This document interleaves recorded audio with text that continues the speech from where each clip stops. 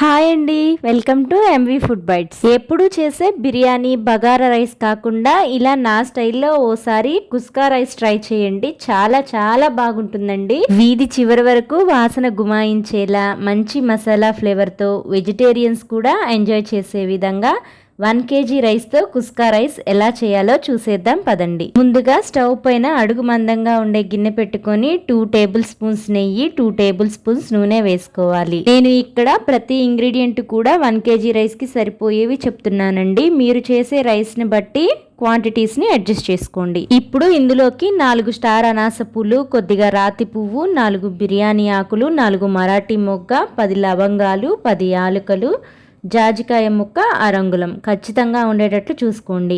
దీనివల్లే రైస్కి మంచి ఫ్లేవర్ వస్తుంది.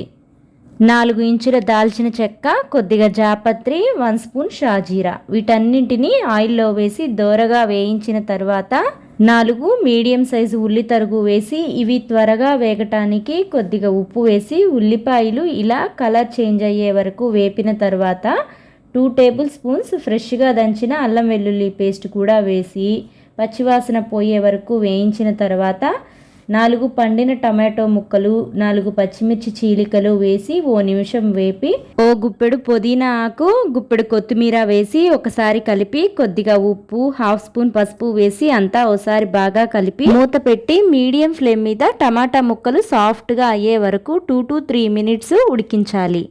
ఇప్పుడు మూత తీసి చూస్తే మనకి టొమాటో ముక్కలు సాఫ్ట్గా ఉడికిపోయాయండి. ఇప్పుడు ఇందులోకి 1 టేబుల్ స్పూన్ ధనియాల పొడి, 1 స్పూన్ గరం మసాలా, 2 స్పూన్స్ కారము, 2 రెమ్మల కరివేపాకు వేసి మసాలాలన్నింటినీ ఓ నిమిషం వేపిన తర్వాత ఎలాంటి పులుపు లేని ఫ్రెష్గా ఉండే తీయటి పెరుగుని 250 గ్రామ్స్ వేసుకొని అంతా బాగా కలిసేలా కలిపి మూత పెట్టి మీడియం ఫ్లేమ్ మీద 2 to 3 మినిట్స్ పెరుగులోని వాటర్ ఎగిరిపోయి ఆయిల్ బయటకు వచ్చే వరకు వేపిన తర్వాత ఇప్పుడు మనం ఏ గ్లాస్తో అయితే రైస్ని కొలుచుకున్నామో అదే గ్లాస్తో గ్లాస్ రైస్కి గాను 1:3 చొప్పున వాటర్ తీసుకుంటున్నానండి.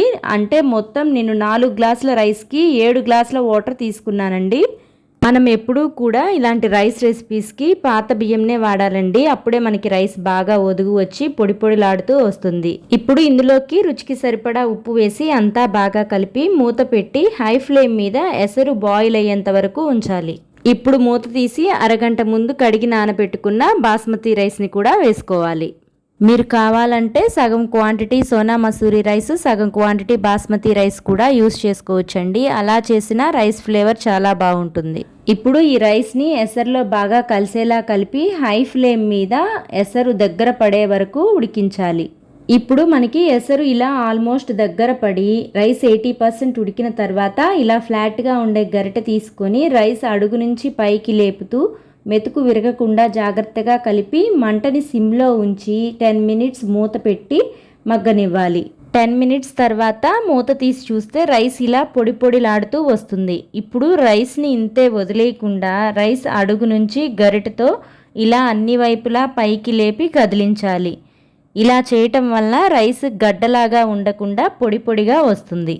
ఇంకా ఎక్స్ట్రాగా ఏదైనా చెమ్మ ఉంటే మగ్గిపోతుంది. ఇప్పుడు రైస్ పైనుంచి మరొక 2 టేబుల్ స్పూన్స్ నెయ్యిని వేసి స్టవ్ ఆఫ్ చేసి మూత పెట్టి 5 నిమిషాలు కదపకుండా అలానే వదిలేసిన తర్వాత సర్వ్ చేసుకోవటమే. అంతేనండి, ఎంతో టేస్టీగా నోరూరించే ప్లెయిన్ బిర్యానీ రెడీ అయిపోతుంది. స్పెషల్గా ఏదైనా రైస్ రెసిపీస్ చేయాలన్నా లేదా ఫాస్ట్గా ఏదైనా ఫుడ్ ప్రిపేర్ చేయాలన్నా ది బెస్ట్ బిర్యానీ అని చెప్పొచ్చు. ఈ రైస్ ఫ్లేవర్ అయినా టేస్ట్ అయినా చాలా బాగుంటుందండి. మీరు కూడా ఇంట్లో తప్పకుండా ట్రై చేయండి. ఇంట్లో అందరికీ కూడా బాగా నచ్చుతుంది. మీకు ఈ రెసిపీ నచ్చినట్లయితే ఒక లైక్ చేసి మీ ఫ్రెండ్స్ అండ్ ఫ్యామిలీ మెంబర్స్కి షేర్ చేయండి. మన ఎంవి ఫుడ్ బైట్స్ ఛానల్ని సబ్స్క్రైబ్ చేసి సపోర్ట్ చేయండి.